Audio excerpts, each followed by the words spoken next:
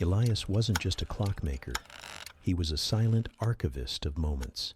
His shop, nestled between a bustling bakery and a quiet florist, was a sanctuary of soft ticks and steady chimes.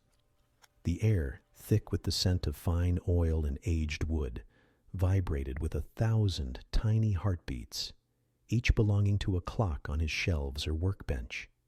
His hands, gnarled and knowing, moved with a dancer's precision.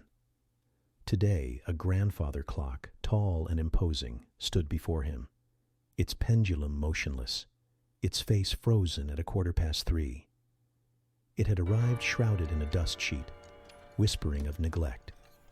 Elias began the patient ritual of restoration. First, the dismantling.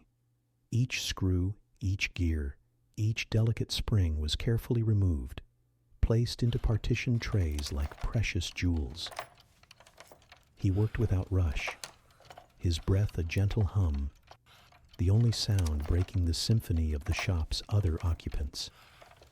As he cleaned a tiny brass cog, he imagined the hands of the clock, endlessly sweeping through decades, marking births, marriages, silent goodbyes.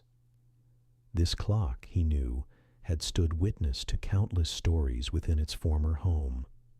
Perhaps it had once chimed the hour for hurried footsteps on Christmas morning, or ticked softly through sleepless nights. He held a balance wheel to the light, its intricate spokes a miniature marvel. A tiny speck of rust, no larger than a grain of sand, was the culprit. With a whisper of a soft brush and a delicate touch of a cleaning solution, he coaxed it away. It wasn't merely fixing a mechanism, it was coaxing life back into a silent sentinel. The reassembly was a meditation. Each piece returned to its rightful place, a careful choreography of brass and steel. As the last screw turned, Elias paused, holding his breath. Then, with a gentle push, the pendulum swung. Tick, tock. A soft, resolute sound filled the quiet shop, joining the chorus. A moment later, a clear, resonant chime announced the new hour. It wasn't 3:15 anymore. It was the present, reconnected.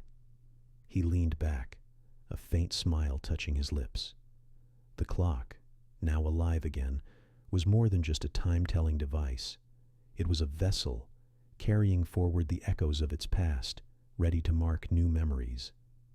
Elias listened, truly listened, to the gentle hum of the shop. Each tick and tock, each chime and whir, wasn't just the passage of time. It was a quiet narrative, a continuous, comforting story told by the steady beat of countless lives. And in that soothing symphony, Elias found his own timeless peace.